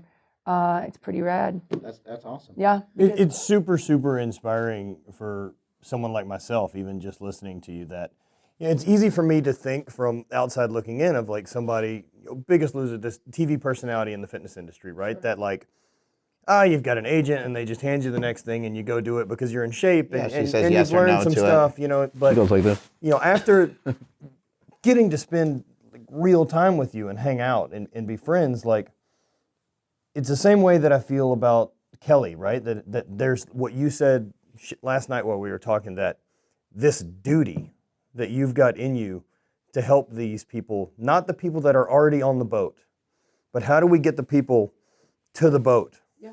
Right? Like that type of thing. Or even just consider the boat. Yeah, even just look at it, right? Yeah, especially people that are on the bubble. Oh my God. Yeah. I'm doing this Shape Goal 40 challenge, and we have a private group that's been growing so quickly. And the amount of stories that are being, page of screen swipes worth of their photo, their messaging, what they're struggling with, what is their why, really going deeper, because the reality is it's our responsibility. You can't just do a TV show, make your millions and hang it up and do a couple treadmill commercials, and I'm not going to say who I'm talking about, okay? That's not how it works. You have to reinvest. You have to give back. That's it. That's it. Give back or get out. That's it. Let's take a pause for a second because I have to pee really bad, and we got like one more topic, and then we're done. Okay. Ready to roll? And we're back. All right, we got It was like the Zach Morris timeout. we have a tough topic to talk about. It's been going on in Hollywood and many other places, many other work environments for a long time, and just for whatever reason, just swept under the rug. People weren't talking about it that much, and then there's been some huge situations that have happened with Matt Lauer and other people being in the line of fire of sexual harassment, and I wanted to get your perspective on it, get your take on it. I am a person that believes that people should have the freedom to wear whatever they'd like, but at the same time, I don't know how many men that will get to change. I think that a lot of men have a certain tendency to go a certain route that they maybe probably shouldn't. That's inappropriate for work, inappropriate if you're in a relationship, and so on. But as I mentioned here before, if you put a pizza inside a powerlifting gym, it's going to get eaten. And I think that if things are too attractive, and if things are these women are dressing really nice, you have a job where you're on TV. Sure. We're gonna see some cleavage. We're gonna see some legs. And unfortunately, I think that is tempting. I'm not suggesting that we cover up. Your point of view is important. I'm not suggesting anybody really makes any changes. I'm just pointing out what I see. Yeah. And I think that it's just very hard. The same with the construction worker making the provocative or words to the woman walking down the street. I think that it shouldn't be too much to ask for that person to shut their fucking mouth and not say anything rude. But I can't see it. I can't foresee it in my head changing. So we're talking about a couple different things. To have some man bark at me outside his car, I don't anticipate ever changing. Right. I just don't. And that it frankly doesn't bother me. I just think, all right, thanks, bro. Like, don't really give a shit. But when you start to talk about Lauer or Weinstein or some of what's coming up, this is not about attraction. It's not about what these women were wearing. It's about power and it's about control, and it's a much deeper conversation. Yeah. And I think ultimately what we're dealing with is a few things, because if you look at the Weinstein case and all these allegations that are happening, you have to understand that this is at such a level, and it was at such a level of assault, if these all come through, that's a black and white case. He was wrong, that's bad. And the amount of people that, even Quentin Tarantino came forward, he's like, I knew enough and didn't do enough. Like I knew enough to do something and I didn't do enough. And so there's a responsibility, I think, for men and people to be okay keeping other, like it's like accountability factor. But you knew I had a set of 5 to do and I stopped at 4, you'd be like, What you doing? you owe me a rep. That's not okay. So it's something as basic as that. But there's also something kind of funny happening because now there's this waterfall of allegations that are coming out. I mean, Dustin Hoffman, Michael Douglas, and now James Franco. And you look at like, well, 30 years ago this happened with Dustin Hoffman, and he was kind of, well, times were different. Is it important to acknowledge that times were different, that behavior was different? Is it okay that he got out of the shower naked and asked for a foot rub? I don't know any time that's okay, if that's exactly what happened. I don't think that's okay. And it sucks, but I think part of that's the culture, right, that got built into it, which needs to be fucking destroyed or changed. Could be, but why did women feel like they had to do it? There's another great interview with Ian McKellen, talked about how at the bottom of the kind of like an actress would give in like her headshot sheet, and it was DRR, if the letters DRR were at the bottom right of that sheet, and meant director's rights respected. Said, yeah, do I want to throw down so I can get this part? That's what DRR is. He's like, that was it. That was part of it. Has it been taken advantage of? Yes. Is that wrong? Yes. So it's been built into the culture in different ways. And now you look at like a James Franco where people are saying, I was uncomfortable. He's like, I remember us having an okay time. And now where do you draw the line that's saying, I don't want to use you because you guys are married. I'm with a guy and we're having an interaction and maybe it goes further than I kind of wanted. Maybe that's for me. And I think, Jen, you know what? I'm going to do that. I'm going to do that differently if I'm in this scenario again. I can't come forward 3 years later and say, yeah, you know, that guy made me uncomfortable. That was consensual. I was a part of it. Am I changing my ways in that situation because I did get uncomfortable for whatever it was? That's on me to change. But have I been sexually harassed at work and turned the son of a bitch in? You bet. And repeatedly, like, bad sexual harassment? Yes. And was anything done? No. So it's like there are spectrums here where women have to be responsible and be okay speaking up, and I think that's finally happening. But we also kind of have to protect our men because a lot of allegations are coming and there is no due process. Right. How do we know? Right. I mean, the fact that Michael Douglas's name or Dustin Hoffman's name, they're thrown in, now I kind of feel differently about those men. Yeah, even despite that true. we haven't gone to trial, it's not innocent until proven guilty with some of this stuff. And I'm not defending But now treats. I feel differently. Right? And then further, why is it that Terry Crews can come forward and talked about an experience he had being sexually harassed, and that guy that did it is back at work? No problem. So why are we protecting women and doing this Me Too movement, which is amazing? We're all going to wear black in solidarity, but Terry Crews isn't going to get supported because he's a male? That's the weird double standard, right? But in general, because Terry Crews could defend himself. But it's still not right. But it's still abusing power. Why is that man? It's the abuse of why power. is that? Why don't I know the guy's name? Why don't you know his name? Right. We all know Harvey Weinstein. We know James Franco. Right. I don't have a complete answer for you. Being the show I've been on this fall, Daily Blast Live, we talked about it a lot. It's all live current event show topics. In talking with Al and Jeff, we talk about what do men do? What is the way forward? Right. I mean, I tell you what, he's like, there's a great Keanu Reeves picture, and he's literally in between these two, like they're like probably Bud Light girls, and he's like standing kind of like Jesus. He's like, I'm not putting my hands on them, and they're on either side, and he's like, you can see my hands. Yeah. Right. We're not going to do the Taylor Swift issue. We're not going to have that issue where my hand's up the skirt. I'm not going to even let there be a possibility of people thinking that. Hands are open. Open wide. And so it's like now, I mean, should there be a greater awareness? Yes. There should be awareness about interaction. Absolutely. Should you know your audience? Absolutely. Men have asked me, what do I do? I'm like, ask questions, be clear, make sure, know that you're on the same page. Yeah. Seems like but at the same time, there's a lot of vendetta. I mean, there's one girl that was, gray area. There's that one woman that was with Matt Lauer. She came forward in the consensual relationship with him, knowing he was married, knowing what was going on. I consented, and I just feel so, Papa, I'm going to tell my story. I go, you don't count, girl. You had your eyes open. You chose that relationship. She felt like, well, he threw his power on me, and I'm like, no. You go to one awkward lunch, you know you don't go to a second one. That's right. Period. And so there's this weird blur of line in what women come forward that are just lying. Right. Because that you cannot have this conversation without representing that in the conversation, because that's possible. There's Makes it more definitely complicated, too. Mark, I made a pass at Mark. Mark yeah. didn't like me. Yep. Tell you Yeah, what, right. I'm gonna go public and say Mark Bell used to send me text messages or emails or blah blah blah, right? I've sent you some dirty ones. And the thing is, right? It's true. And then some bad I mean, ones. the thing is that allegation is I'm sure that there's cases right now where a male or a female talent or something like that on the way up has said, if you don't blah blah blah now, because now there's this pendulum swing of power away from the people in the other chair to, if you don't now, I'll accuse. And that sucks. And it sucks, but there's going to be that pendulum swing back the other way, right? From where we were with the Harvey Weinsteins and these people abusing this power to the full swing back to now. These people have such an eye on them that they have to be Boy Scouts. Or if you're not, you're fucking dumb right now.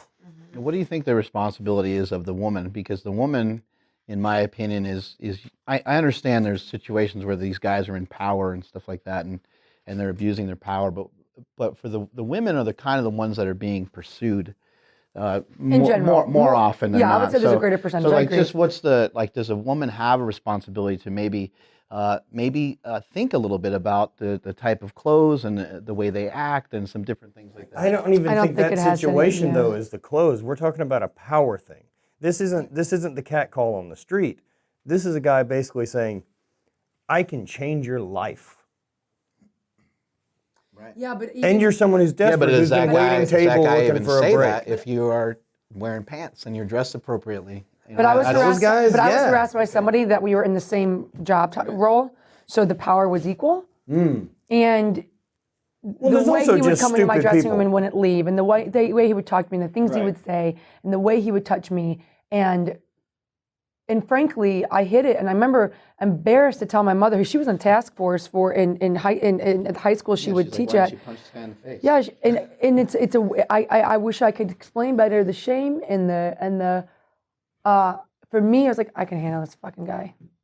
It's fine. Sure. And it just kept persisting, it kept going, and then the hands under the table and the grabbing and then what got me is a young woman came forward to talk to me about her story, and somebody else was sitting there, and she goes, oh my God, it happened to me as well, from the same person. And then we were talking about it, and then I shared my story, and then I was with two other women on set. I'm like, this is what's going on, and Right, then, because and you one can of them look had at an it as a experience. single I'm like, we're in the last week, this came out of one person's mouth, and 5 of us are affected. So now we can just say that this guy's a creep. But This is what he does. But the only reason I came forward was because I had the voice that mattered. Out of the group. Because they were like, Right. I can't risk my job. I Right. need this job. Because he's in a position to say, I don't like this person, they're doing bad work, or they were, and by the way, in my case, the hardest part about it is like, well, nobody was in your dressing room but you guys. We can't prove I it. go, you sure as shit, I was naked. Yeah. Yeah, I was by myself. You guys don't think that it's So that's what gets tricky. increasing the difficulty level of cleaning some of this up? Like, you don't think that what people wear matters? Doesn't No. factor You know, in? I in this do to some extent, right? Like, I think walks like a duck. Like, you got to be willing to deal with what you want to do. Like, you don't get face tattoos and then get pissy that people want to.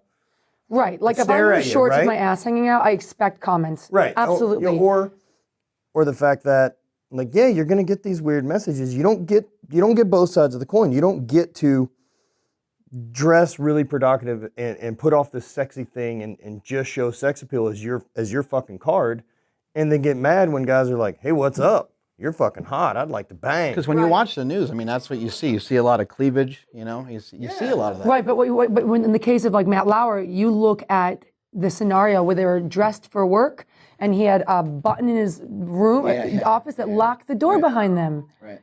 This is not about what they're wearing. No. You know and what I that's mean? that's the different Maybe in power his thing, right? case, These are different scenarios.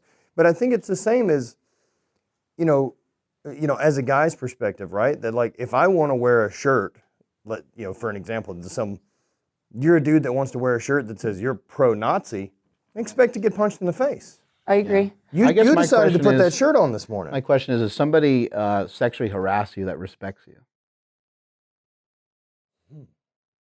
Would somebody sexually harass me that respects me? No, absolutely not. No, I think that. So I think that the clothes play into the psyche of the whole thing a little bit. I think it's opening up a little bit of an opportunity. I'm not saying like anything sexy and anything flattering. I'm just saying like maybe there should be a little thought. Like if I can see your bra and stuff, then it's the mind starts to wander in places that it probably shouldn't. Well, it does send an invitation of a conversation. It's like, oh, I'm noticing that really short skirt. I'm like we're going to see, we're going to notice. But I just feel like if ultimately, listen, the golden rule is the golden rule because it works in all things. There's a great study. It's not about sexual harassment, but 99% of people expect not to be cheated on. 99%, but 75% of people have cheated. Mm-hmm. Why don't you just treat people the way you want to be treated? You don't want to be cheated on, don't cheat. But why can't we? I don't want to be sexually harassed, so I don't sexually harass people. It's really that simple. But why do people, they wouldn't want to be harassed, they wouldn't want to be treated that way, but they're doing it. So if you can bring respect and responsibility back into the conversation and let that be the standard, I think we're going to clean things up. But there's definitely over 6 billion people on this planet. And again, like this, I'm glad that there's people listening, but we're now in a spot where the 3 people holding this conversation aren't in the bell curve. Like we're people who feel this way already. It'd be like having, a talk about race at Berkeley in a college classroom. No one in that room needs that fucking talk. Right. Do you know what I mean? Yeah. You're already all there. And so, and that's what's tough. It's the people that, hell, my old job, working in refineries and going in, and the people I deal with every day are welders and pipe fitters and boiler makers. It's a different world. Yeah. And it's a different person that grew up a different way and has a different background. And I'm not justifying any of it. But, used to a certain, right, it's the same, that, well, what do you mean Earth is older than 6,000 years? That's what the Bible says. Yeah. And I've never considered that there's even a fucking different path because of exposure to their life. It's an individual choice. In the same scenario, very different topic. There is, and of course I'm forgetting his name, so I'm going to botch it, but there's a young man whose dad was one of the Grand Masters of the Ku Klux Klan. So he grew up believing, living, and really celebrating that way of life and thinking. He had a blog about it that he would write out, and then he ended up going to college, hour and a half away in the South, where there were different people and ideas. And a few months into college, people discovered his blog, and they're like, "You're a Klan member," right. Yeah, what the hell? And it was it was a shitty situation. And then finally, another student said, "Would you like to come to Shabbat dinner on Friday night at my home?" And invited him and said, "Let's just ask me any question you have." And that boy went and had conversations and said, "But I don't understand this. Are you telling me, but I was taught this?" He goes, "Actually, this is what it is." And went through, had open, safe conversation, and he learned, and he came back different. And his family disowned him, and ultimately his father, though, and him did meet up and did have a conversation. And there was kind of, to a degree, a peaceful ending, but that boy was willing to learn and listen and talk about it. And that's not common, though. No, but it gets tricky, right? Because if you are a certain way and you pass, like what you just said, with this kid was brought up in this KKK household or whatever it is, right? That gets passed on. Yeah. And so then that becomes, and then once that's accepted in that family as a thing, that becomes the culture of that family. That's the way. And then when that happens again and that's passed on, now we're in a tradition. And that's what you see in Hollywood.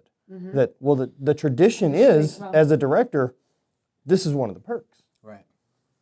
And I think people come up in that thing, and like we just said, you're that guy in, the growing up in the KKK family that just, holy shit, what do you mean this was wrong? Yeah, but here's the thing, and people are getting mad about it. I go, well, let's not be mad. Let's be excited that the conversation's happening. Right. It's not dying out. It's not going away.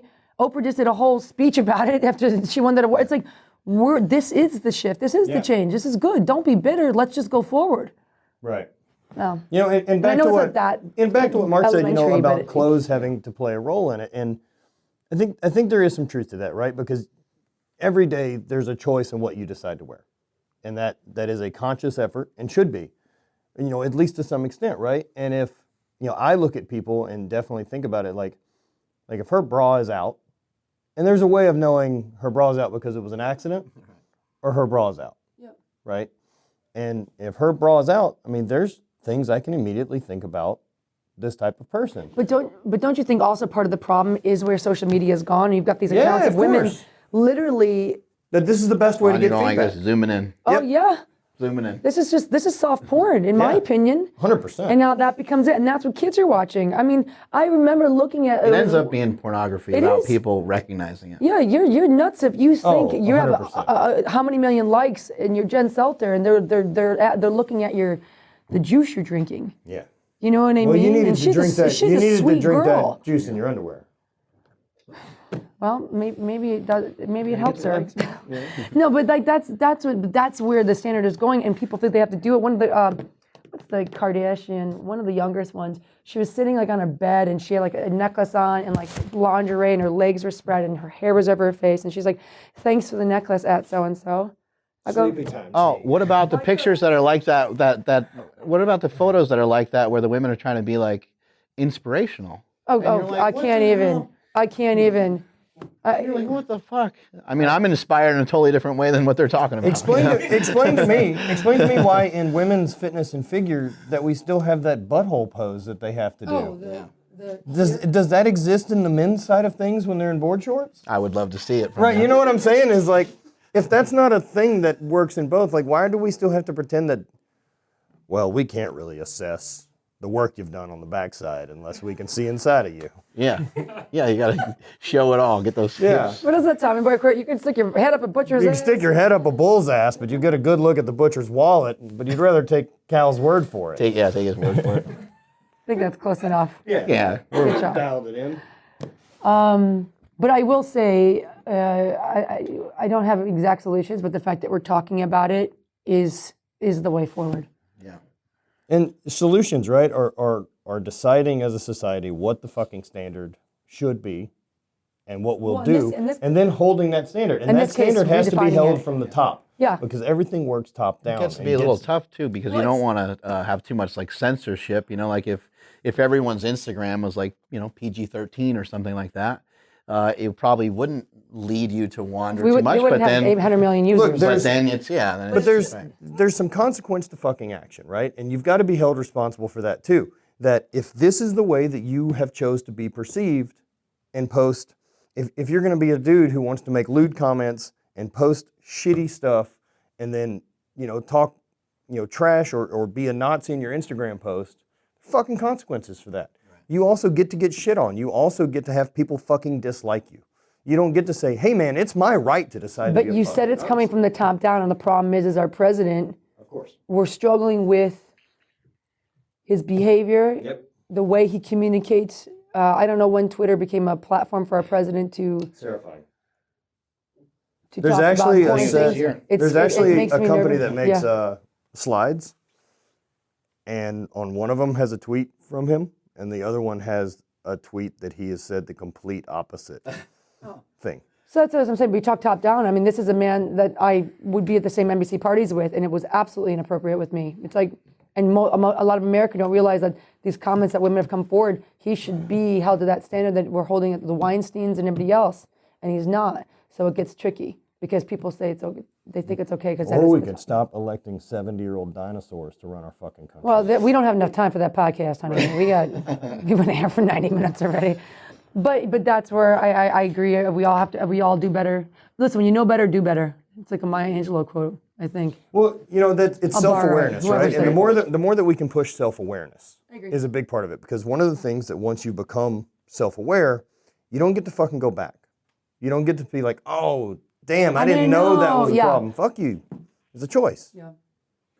And self-awareness is a big part of the key because most people just float and go through the motions and don't think of anything other than what's exactly in front of them. That this doesn't have a reaction, that this thing I'm going to say didn't have to be calculated. Well, it's because consequence has changed. Right. What's something you learned in the last year that'll have a big impact on some of the things you're going to do moving forward? Doesn't have to be the last year, but approximately. Maybe you learned about yourself business-wise or whatever. I have more insecurities than I thought I had. That was really a freaking tell you that. annoying realization. Fuck. That I learned to have sucks. a lot less. It's weird. No. Go kick Yeah, rocks, right. pal. Beat it, nerd. I have a bad knee. I can't kick rocks. And it sneaks up on you, and you have to be continue. Like, it's okay to stay humble and learn, but with the confidence of knowing I'll go forward. But it's confidence of worth, and I think that you said it. You made me cry yesterday. I don't need anybody else, and I don't mean that from like I got it by myself. It's like I'm enough, and I have to go into forward with that this year, knowing that what I feel and who I am and what the impact I can make is enough, and it's special, and I need to go forward stronger with that voice. I love it. Yeah. All right, that's all the time we got. Strength is never a weakness. Catch you guys later. I'm exhausted.